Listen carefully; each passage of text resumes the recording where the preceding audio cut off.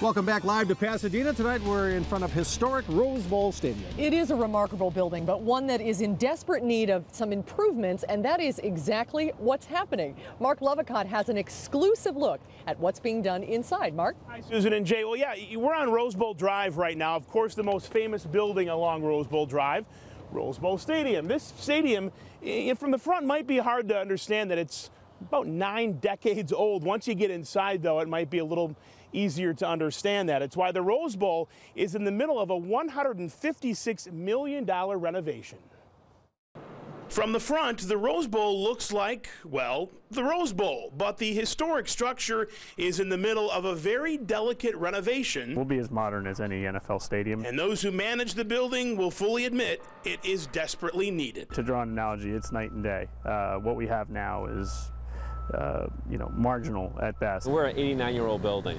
We're old. CEO of the Rose Bowl, Darryl Dunn, tells us the $156 million project will make the stadium one of the best in college football. New premium seating and suite sales will cover about half of the total cost. The rest will come from the owner of the building, the city of Pasadena, as well as the Big Ten, the Pac-10, and UCLA, the primary tenant. Phase 1 of 3 is nearly complete, so what will Badger fans here last year notice new this year? You'll see a giant video board on the north side of the stadium that wasn't here last year.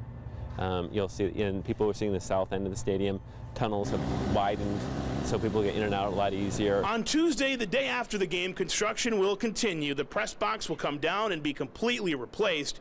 Dunn says while they're after a top-notch, state-of-the-art facility, this building's history is the #1 priority. You know, it was really important for us as we developed a renovation project that we wouldn't do anything that could jeopardize that.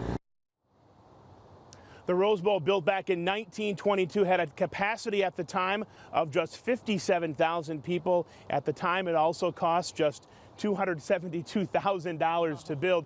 Went through a couple upgrades over the last 89 years, but you can tell once you get inside some much needed improvements, and it'll be done in about a year and a half. So.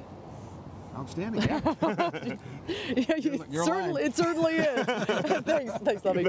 Coming up next on Rose Bowl Extra, we'll meet one of the Badger football players who wasn't able to play in last year's Rose Bowl because of an injury. But a year later, linebacker Chris Borland will have one of the best seats in the house Monday. That's up next when Rose Bowl Extra continues.